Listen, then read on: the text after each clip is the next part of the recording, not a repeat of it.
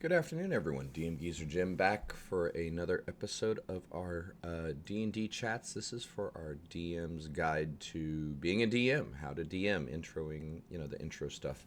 Kind of getting a little bit more into strategic and holistic subjects a little bit, and then we'll kind of pivot back into the moment-to-moment tactical kind of stuff. But I wanted to take a second, kind of staying in support of the sequence and the theme of the videos. We talked about where to find all the rules, what's important to know day one, how to set up your session zero, how to kind of what a battle looks like, and how to, how a sequence of events goes. And then we kind of got into using maps, reading maps, understanding where to find adventure hooks within a published adventure, and then how to tie adventure hooks in with your characters' backstories. A lot of complex stuff, mostly suggestions, but that's the best I can do. Dungeon mastering is something that you're only going to get better at through repetition. You're every one of us, myself included, a veteran dungeon master. I'm running 3 friends campaigns per week. I'm playing in one per week, and I'm running 4 at a local game store per month. I guess professionally now. So I'm still learning every freaking session I sit down and play with a new group of people, experiment with different backgrounds, character classes, the combos. You never stop learning, and that's especially for a dungeon master. Don't be afraid of learning. Don't be like, I can't get all of this. You're only going to get it through repetition. So let's understand that first and foremost. But this is something that's not necessarily a repetition thing that I want to talk about, a little bit more of a holistic thing. Loot and logistics. What do you do with, how often does your party get goodies? What are you doing, how much money are you giving them? What are they spending it on? How many, do you give them a lot of magic items? Do you give them a few magic items? A lot of DMs, I see that kind of pop up. How often should I give out magic items? How often should my players get loot? How much money should I give them? What do they do with this money? Unfortunately, that's really up to us as dungeon masters. There's some, we have the structure of the player's handbook telling us how much certain things cost. If you decide to put a magic item economy in your game, then a lot of their funds are going to go towards magic items. But always remember, if they can go buy the magic items they want, that removes a lot of the fun of giving them rewards. So, day one, brand new dungeon master, don't even freaking stress it. Don't worry about it. You're just playing to have fun. You're playing for practice. You're learning the rules. If the book says to give them that magic item, give them that magic item. If you want to give each person a magic item on day, it's okay. Because early on, when we're just playing short adventures, one shots, all of that, it's inconsequential. There's no balance issues to worry about. It's not a sustainability thing. The sustainability being something that you can start on day one in a campaign and still be following the same system and having the system being believable and engageable at level 10. That's what I refer to in regards to stability when we come to balance. Okay, economics, magic items have a lot more of effect on your campaign than you really realize. Adventure, short adventure, one shot, doesn't matter. First time out, let them have what they want, drop the loot that they want, and just enjoy it. Because odds are this isn't going to be the one campaign you ever played. This is the first time you play D&D, and you're going to be playing with the same group from this characters for this point forward. You're probably going to pick up a couple different campaigns, do a restart, whatever, and as you do that, you'll learn. So day one, I promise you, just absorb this information for knowledge. Don't necessarily try to educate for logistics and loot day one or even day 3. Excuse me, allergies are driving me nuts this fall. The main focus is kind of more for the strategic level of it. Okay, I'm ready to run a campaign, or I want to start looking at components for world building, in which case logistics, loot, and economics can become a huge factor should, in my opinion, be a very huge factor in your campaign. For me, it kind of comes down to the fact that the vast majority of our players are looking for loot. They're looking for gold. They're looking for the chest. They're looking for. I mean, if it wasn't about loot, mimics wouldn't be as fun as they are. Let's let's be honest with it. They're looking for the next cloak of elven kind, so their stealth goes up. On and on and on. Part of character advancement in many cases is the itemization, the loot that they're getting. Getting too much loot too soon can force you into using monsters that are much stronger than the party. To give them a challenge. it can possibly necessitate you giving them bigger and better later to try to make them feel like they're gaining an increase, that they're working towards something that they're growing. So balancing loot for a campaign is a completely different concept, and it's something that you need to pay attention to as a dungeon master, as a world builder, as a campaign planner, as an adventure writer. If you're trying to write a one shot and every treasure chest has got 3 potions of extra healing, a +2, firebrand sword, and a dagger of warning for each person in the party, man, you're in number one. Whichever DM picks up your product is going to throw most of that out. That's going to really screw it up, and that's okay. That's part of the fun of being a dungeon master. If it's sitting there in the book and you don't like it, you can say, I don't want to put that in my campaign. But that needs, and that's coming from an understanding of balance. For crying out loud, that many of this is going to make everyone in my party be able to do that. I don't want everyone to have a wand of magic missiles. That's kind of going to, even though it's limited on class, I don't want every class that can capably wield a wand of magic missiles having one of those at level 3. All of them dropped maximum charges. That's 9. That's 10 missiles at an average of 4 per. All of a sudden, your team's able to do 40 damage per person per round, guaranteed with magic missiles. Once per day, to be fair. But that's kind of what I know I'm kind of going down a tangent with it, but that's an example of itemization having a direct impact on a moment in a campaign, and to use some caution when you're giving out magic items. So how do I plan for all of this, DM Geezer? You're telling me to keep in mind new people. Hey man, thank you for joining. If you're brand new, I appreciate your time. This stuff might be a little bit over your head. I promise you're going to need it, but I don't want you to worry about bogging down your first session with what's coming forward. Come back and listen to the episode a little bit later if you're a day 1 dungeon master. Hang out and learn, but please, please, please understand the information I'm about to give you is thick, it's heavy, and it does not apply to day 1 Dungeons and Dragons. It does not necessarily apply to a short adventure. It more applies to long-term strategic thinking and planning for your campaigns. Okay, so let's get to it. Loot. How much is too much? Do you care about a balanced economy in your campaign? Do you even consider a campaign, an economy as part of your world or as part of your campaign? There's no wrong answer. There's the discussions that I've had. I'm heavily steeped in economics and history, so I'm of the argument, I used to be of the argument, you must spend your money, you must pay attention to it, it must come from a certain place, there's only so much of it, supply and demand and scarcity is going to affect loot availability, is going to affect cash availability in your world. Inflation, things like that are a thing. I go, not going to lie, I go overboard on it. That's just how I am. And you can certainly get as detailed or as abstract with your economic system as you want. The opposite spectrum is just as valid. Well, before I get to the opposite spectrum, my reason for thinking in that is if you're looking at world building, if you're looking at setting building, almost everything in history has been derived from political boundaries and economics. So if you know the political boundaries of an area, or if you set up the political boundaries, you can start driving some conflict. And if you add economics into it, that adds fuel to the fire. People are out there, I know you're like, whatever, that doesn't make sense. That does make sense. If you were to tell your players, hey, we're going to play a campaign, but loot means nothing. I'm not going to give you any gold. I'm not going to give you anything.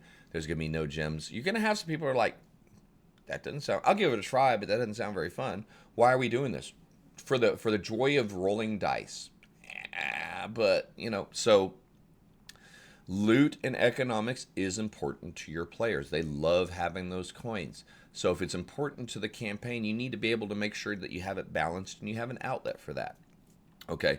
And some of that becomes a consistency within your own story. Okay. So what I'm going to kind of flip over. I doubt you guys will be able to read it. But just, I have it all here. I went through and did the math. This is kind of my lesson plan for why economics is important. Economic scarcity, the idea of pricing of an item, is directly related to the availability of an item versus demand for the item, supply and demand. If potions of healing are 25 gold pieces a pop in your towns and there's no limit to how many of them you can buy, every dude in the city is going to have a potion of healing. Everyone should have access to that if you put that price point there. Petrification polymorph, if you're only making a 50 gold or 75 gold for that to be done, there should never be any victims of bacillus or gorgons. Their friends are going to drive them back to town, throw the cash down, and they pop up. So, application of magic through potions can start guiding you on supply versus demand. Why, if potions of healing are super common and super cheap, people should only die of old age in your world. There shouldn't really be that concern. Yeah, I get you. I mean, I'm being a little bit facetious, but that's just kind of a bottom line to look at it. What kind of scarcity is part of your world? What are you planning for? Are you even thinking about that? What's preventing everyone from being able to afford these items? Well, they're a bunch of poor farmers. Okay, so we're getting somewhere, right? We've now agreed and understood that the idea of certain items, of certain mechanisms, what makes an adventure an adventure? Part of it is their background, part of it is their training. Most of it is the fact that they are able to afford 200 plus gold worth of gear to be a level 1 adventurer to go out and make more money. An adventure on their own is economically driven or magically driven, but if you're a wizard, you know the cost of dealing with that. If you're a priest, the holy symbol, so on and so forth. We're not even talking about the cost that the paladin would incur day 1 to do their job. So the adventurers on their own are economically stratified from the rest of the world. The commoners, the farmers, the peasants, the laborers, whatever your preferred term is. I'm not trying to be derogative, but by definition, we've already set the players as a middle class, which puts everyone else that's not an adventurer at either a lower class or potentially an upper class. Maybe your craftsmen are middle class, whatever. So,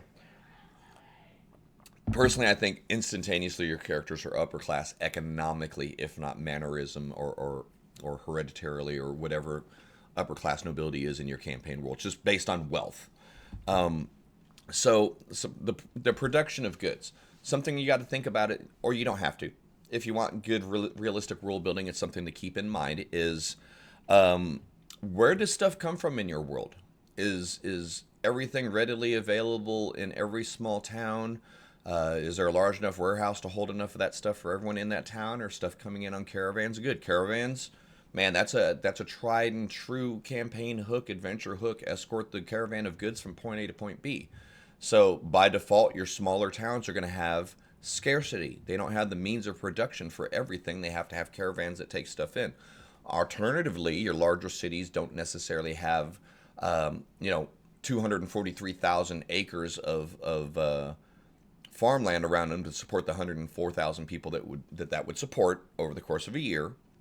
So they're bringing in food from other areas. You look at a map of Baldur's Gate, Neverwinter, you can't find a farm around that city, so they have to import all of their food. So food has a cost. Weapons have a cost. If it's just bringing in raw ore, so that's the next layer of what I can suggest that you look at for your economics. The means of production versus the means of import and export. Living in Waterdeep, that all becomes wishy-washy. There's so much being built coming in and coming out of there. But Waterdeep, as you know, is an expensive place to play around. If you played with Waterdeep Dragon Heist, you see a lot of the costs associated with that. Waterdeep Dragon Heist is actually a pretty good module, pretty good adventure book to kind of dip your toes in and see associated costs of things as designed by 5th edition.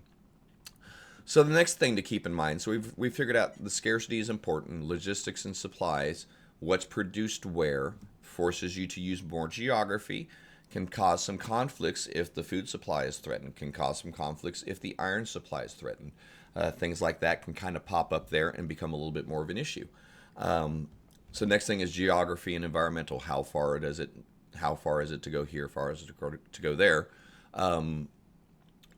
Shipping raw goods or finished goods. What kind of stuff is going on? Is it a hostile hurricane season, tornado season, and you got to go through a field of lava?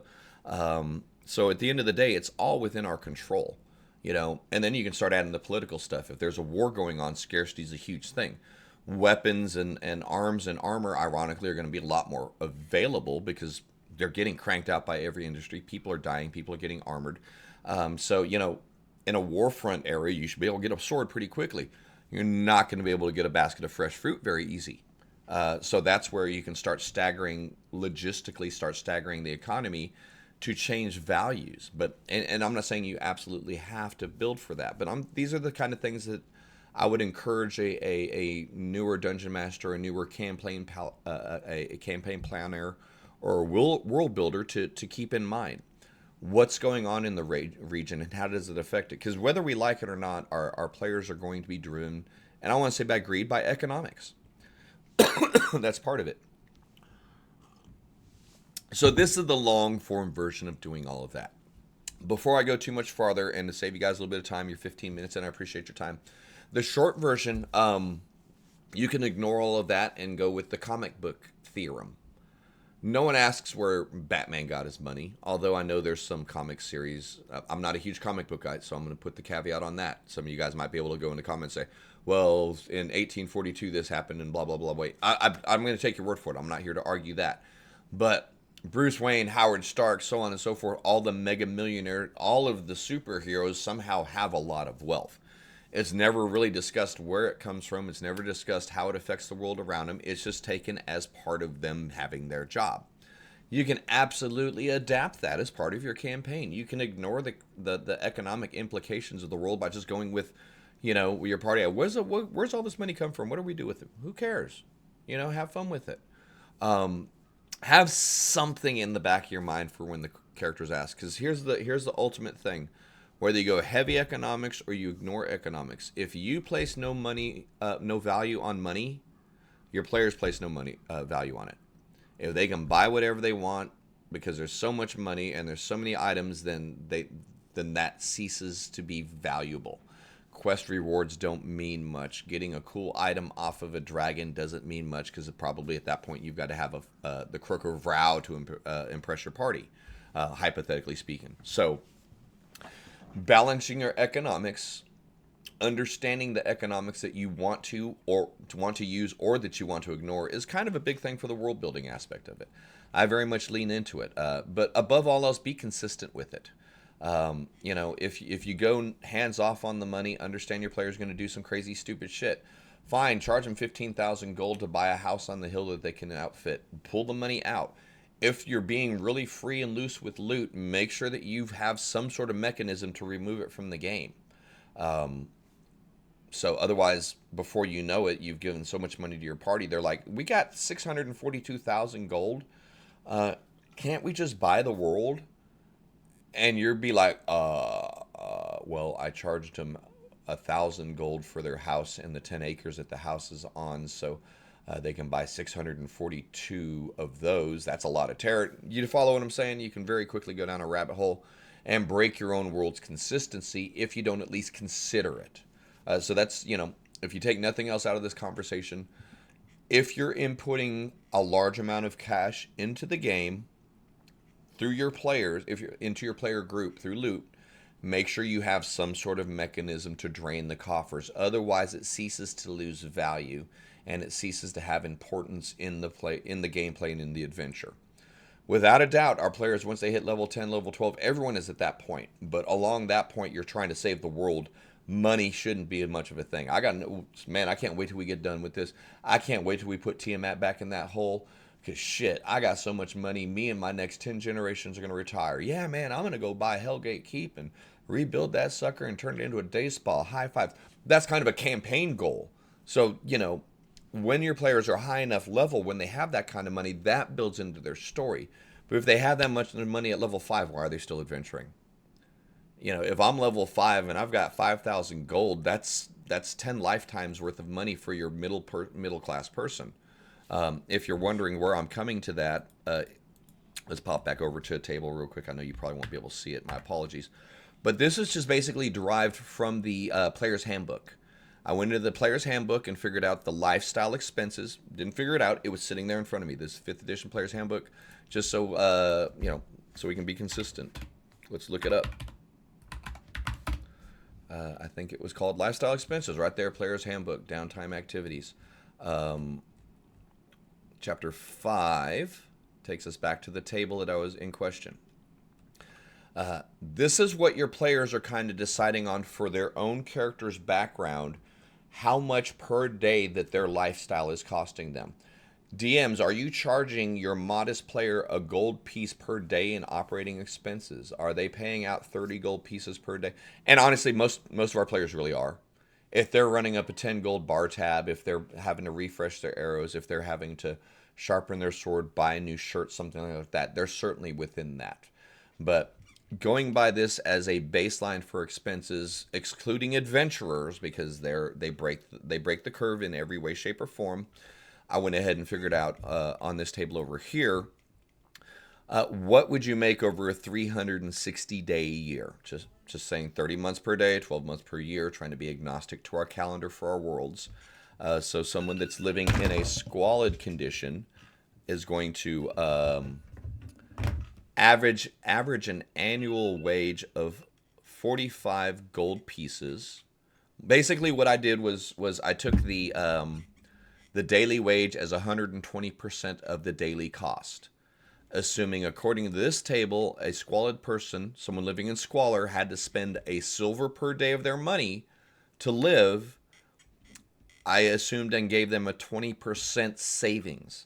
They spent a silver to live, but they saved 2 copper today. Okay, so I made their wage actually 120%, 20% increase over what the expense was. Tried to be consistent with the math. So the annual wage for a person in squalor, a beggar, a scrapper, a borrower, they would make 45 gold pieces per day, per year. They'd spend 36 of that living, okay, according to the 120% range, and they would end up with a profit of 9 gold pieces, okay?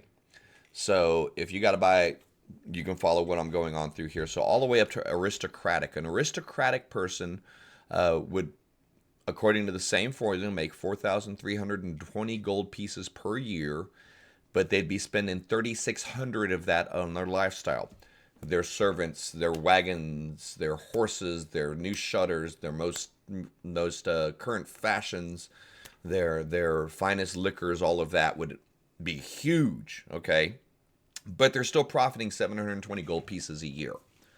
So if your party's walking out the door day one making 1,000 gold pieces at level 1, yeah, they may go, hey, this is more, this is more.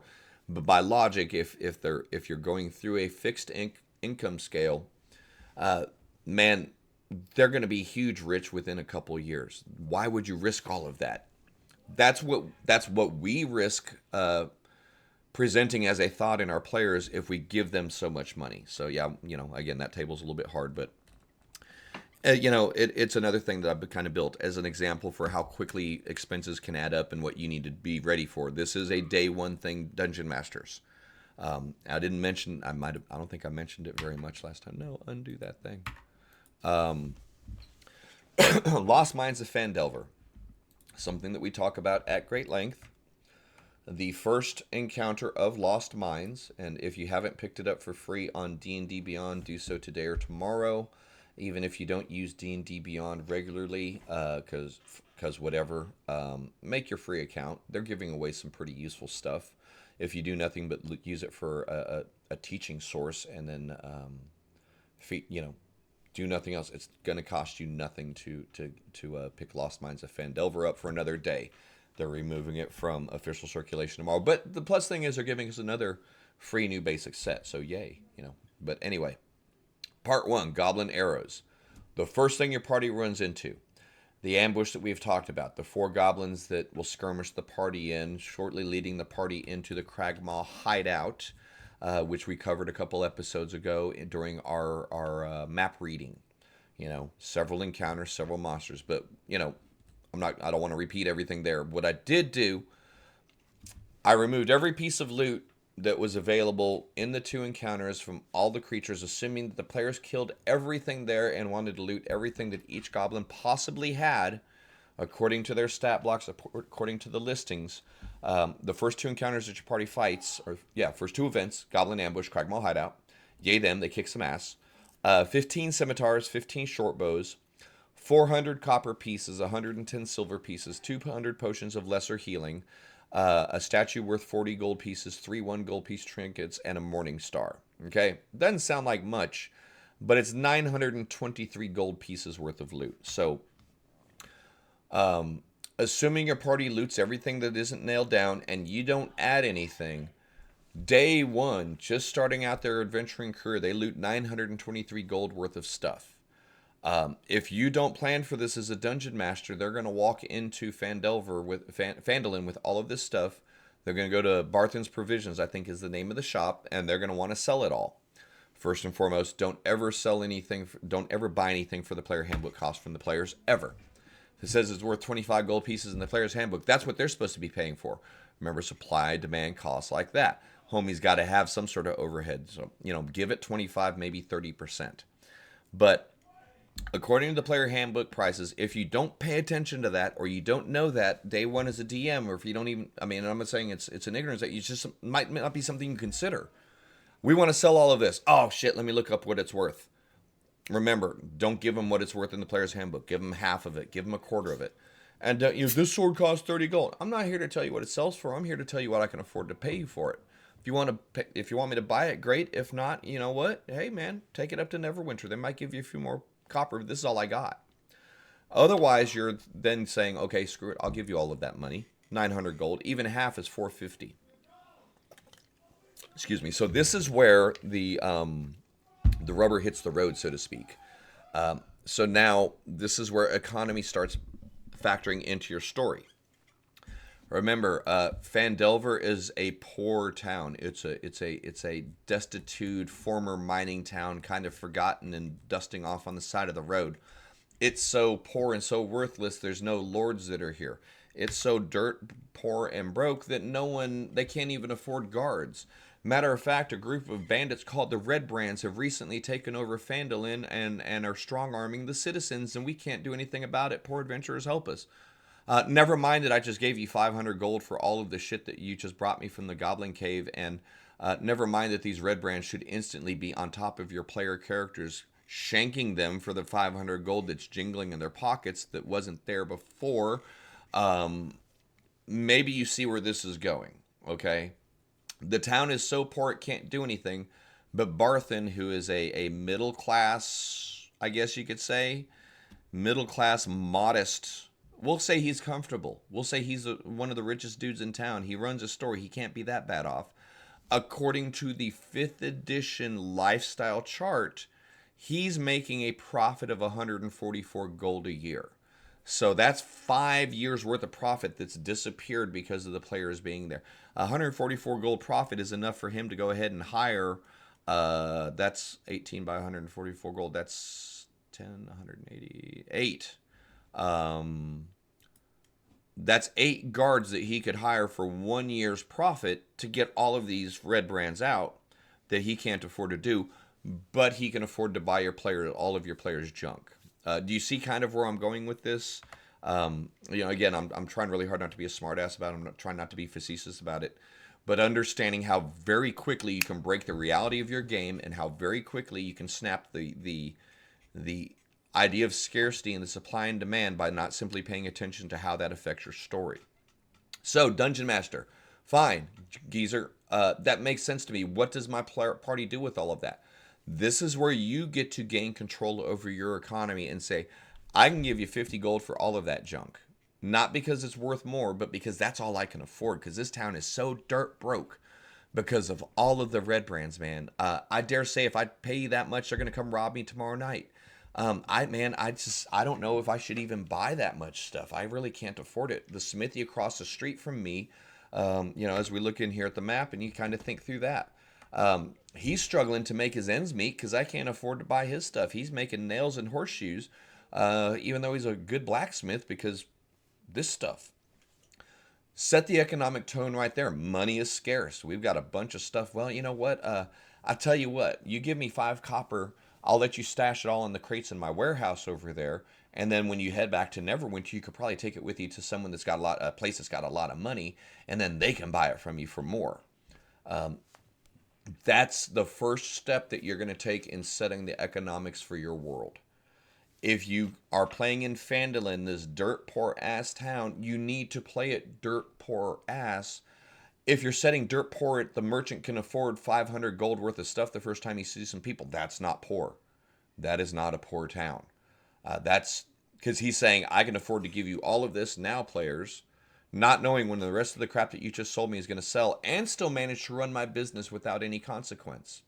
That's a lot of money for one little bitty shop in a dirt poor town to have. So I mean, there's kind of an example on how we're considering economics and how I want you guys to think about that. Again, I'm not here to tell you you must do this, you must not do that. As we kind of close out here, I am here to tell you new DMs. Day one, don't even worry about it. Forget about it. Have fun. Play with stuff. Throw all the cool stuff in the world. Short adventures, one shots. Forget about it. Who cares?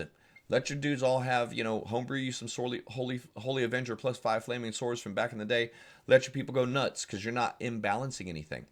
Campaigns, long adventures, world builders, pay very distinct attention to your economics. How you begin it and how you present it to your players is going to set a structure and set their expectations as you go through the campaign.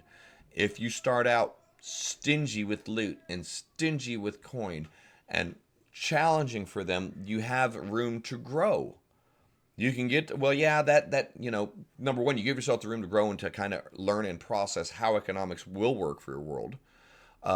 So if I'm going to tell you anything, start with dirt poor. Start with, I can give you 25 gold for 10 swords. Only because I know he'll give me 30 gold for them so he can melt them down. Oops, I told you that. I guess you could go over there and get 30 gold for melting them down. Make it that kind of a situation for your players where they truly feel the pinch of every penny. That way, when they loot 100 copper pieces, we know instantly now that 100 copper pieces equals 10 silver pieces equals 1 gold piece. Most players don't even like to carry copper because it's not worth much. It's not worth its weight because you're giving people too much gold. If you remove the gold as your standard, make it silver and make things more expensive, copper suddenly has a value. Gold has even more value. Start poor, start cheap, start stingy. And you have a lot of room to expand and move forward, whether you need to go gradually or you've crossed the border. These dudes are rich as hell. Yeah, man, money's growing from the trees and you can build up to that. But you can't necessarily back down from that, from giving out millions of gold and then all of a sudden having them robbed and left with nothing in the woods. But all of the money that they've been having has disappeared from the economy entirely. If you're using the lifestyle charts, for example, what happens when your players come into a town and spend all of this money? If you're in a completely cyclical, detached environment, no one in this town should ever have to work again if they're making an annual profit of 18 gold as poor farmers. And your party gives them 100 gold for their horse because money doesn't mean anything to them. Man, that's 5 years right there, dude. I'm hell yeah, I'm going the horse raising business, whatever. So money influx into the communities and the economies can also affect your world if you treat it as a living thing. So yeah, that's economics. That's loot. I'm going to close out talking about logistics. Logistics is just keeping track of it all, man. Are you going to keep track of food? Are you going to keep track of water? Are you going to keep track of ammunition? Are you going to make sure you're keeping track of encumbrance and weight and stuff like that? First time dungeon masters, not necessary. Short adventures, probably not necessary. Unless you got some Legolas fool that's shooting 5 arrows per turn, might be necessary because otherwise they're getting into infinite quiver area. But if you're getting into a short adventure and dude got 100 arrows, don't sweat if he's dropping 3 arrows per turn. But if he only got 20 arrows on his stuff, then that might be time. But again, like I said, that's not a worry. Campaigns, definitely. That's one of the main mechanisms. That's one of the only true consistent ways that we have to remove money from the players' inventories. You need food, you need water, you need torches, you need holy water. Yes, like if you need to get some spell scrolls and potions, you need to spend money on that. You need to buy more ammunition. You need upkeep. Yeah, you left all your rope in the Tomb of Horrors, fools. You need to go ahead and buy another couple hundred feet of rope. So tracking logistics and having that stuff removed from your player's inventory is part of removing money from their inventory as well, because they need to replace those items. If you don't ever account for it, they're never going to buy it. Players aren't going to voluntarily say, hey, don't mind if I pay my 30 gold upkeep this month because I forgot to do that last month. Not one time have I ever had a player voluntarily pay their upkeep. But at the same time, I run an economic-based campaign. I run logistics. I don't have to worry about the daily cost of life because I know they're buying it as they buy their equipment, as they refill their arrows, as they do this and that kind of a thing. So, yeah. It's a thick subject. Economics is a thick subject. Logistics can be a pain in the butt for you as a dungeon master. That's one of those things that can build trust with your group, though. Don't track it. Trust them to do it. Typically, if you have someone that's going to be dirty, a good way to find out if they're going to be dirty is have them track their own rations and have them to track their own ammunition and have them track their own stuff. Everyone's going to forget once in a while, but you're always going to have the one guy that forgot in the most convenient time. Oh yeah, that's right. I did shoot my two weapon attack, my two attacks per turn as a ranger, plus the extra bonus shot that I get at the start of each turn for three arrows, and that last combat was 6 turns and 6 rounds, and that was 18 arrows that I shot. And this is our 4th combat, and oh yeah, I ran out of arrows two encounters ago. Ooh, okay, that's what happens if you're not tracking logistics. You know, someone that's based on using ammunition has a free pass on this. Someone that's you know, if you're allowing thrown items, if you're allowing thrown weapons, consumable kind of stuff, and you're not tracking that, it becomes an infinite resource, which then becomes an imbalance. So I personally think logistics are important. They're not important day one. Not important in the least. You have enough on your plate, Dungeon Master, to worry about tracking every shot of ammo for the players and for your bad guys. Don't even stress it, man. Hopefully your early encounters don't go long enough for that to need. Torches, stuff like that. Just make sure someone that has a light source. Now, if they do something silly with it, make a note on it. Yeah, oh, I have a lantern. I have it filled with oil, and we're holding it up, and it's providing light. A great ooze slithers around the corner. I throw my lantern at it, and it explodes into a ball of fire, and the ooze takes some damage and slithers away. Yay, us. Oh, mark that lantern off of your inventory. Oh, I didn't think of that. Simple little things like that. Because you want to, you know, you're not punishing them for thinking and using some creativity in the situation. You're adding realism and consequence. Oh, yeah, that makes sense. I threw a lantern full of oil at the guy. I panicked. Gosh, guys, sorry. It was really cool in the moment. Yeah, and in hindsight, now we're in the dark. Shit. That's where logistics comes in. If you're paying attention to tracking that, then inventory itself becomes a storytelling mechanism. They need to get across a 300-yard chasm. They need to make sure they have an iron spike for every 10 feet of rope. They started the adventure with 10 iron spikes each. They've used them to prop a couple traps closed. They used them to prop a door open. Not one of them picked it up. They start digging around. How many spikes you got? I got 3. How about you? I got 6. How about you? I got 9. 3 plus 6 plus 9 is 12, 18. Let's go. And they get halfway across and realize they ain't got enough iron spikes. Then we get into storytelling moments because we're paying attention to logistics. In the moment, it does suck. Making sure we're tracking all of the little stuff. The bags of ball bearings they're throwing. The pouches worth of caltrops that they're leaving everywhere. Those are great things for players to play with. Those are great things that are part of inventory play and problem solving for us that are unabashedly logistics based. If you don't account for their weight, if you don't account for their presence, and more importantly, if you don't account for their use, they lose their value. It's not a spur of the moment grand, oh, ingenious, thank God you had that in your pack, it saved our ass, but yeah, I better buy some more because that was a one-time thing. Give your players and give yourself the extra dimensions to build stories and to solve problems through their inventories by actually paying attention to logistics. And it can go too far. They want to start doing alchemy. They want to go pull their arrows out of the bodies of their enemies, all of that. And ultimately, you'll find that middle point. But I promise you, day 1, ignore what I'm saying. Day 2, start trying it. Play with it. Try it out a little bit. Use some, not day 2, adventure 2, session 2, whatever you want to call it. Use some logistics to help enhance the survival aspect, the consumer aspect, the problem-solving aspect of the D&D players face. They got all that cool shit in their inventory.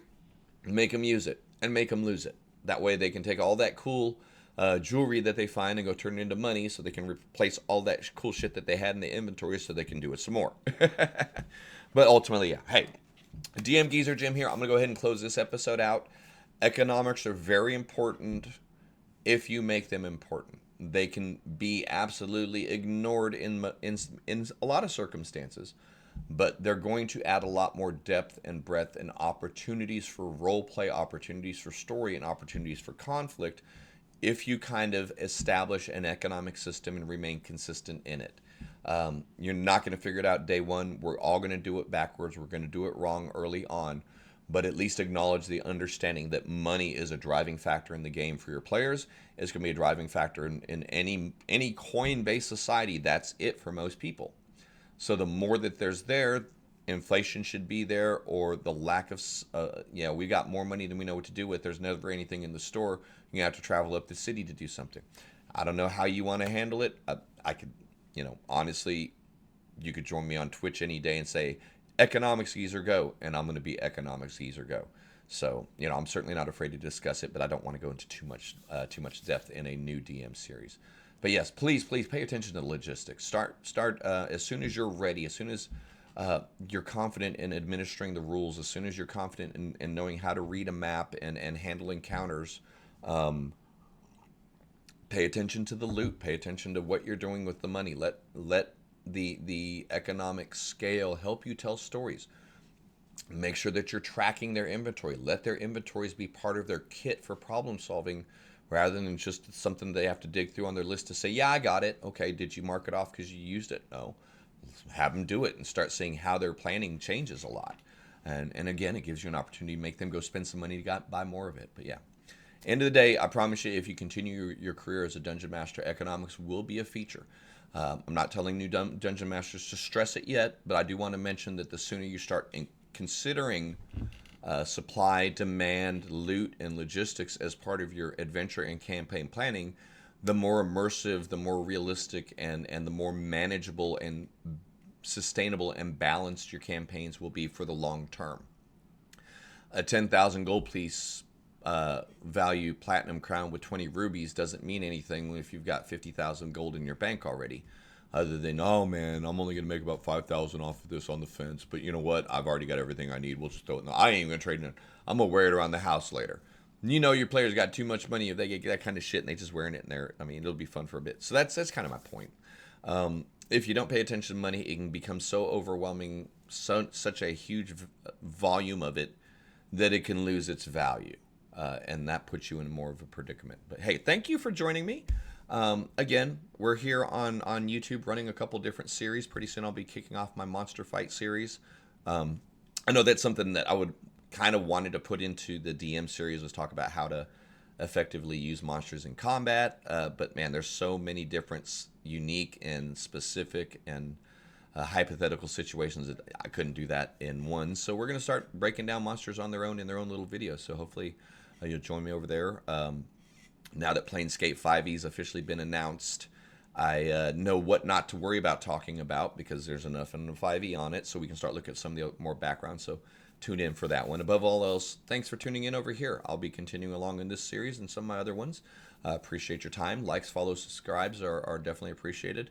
If you want to kick over onto my Patreon in November, I'll be updating it, refreshing it, making sure that we're all getting our value for joining and supporting me along the way. But hey, be safe out there. Thank you for sharing your time with me, and have fun out there.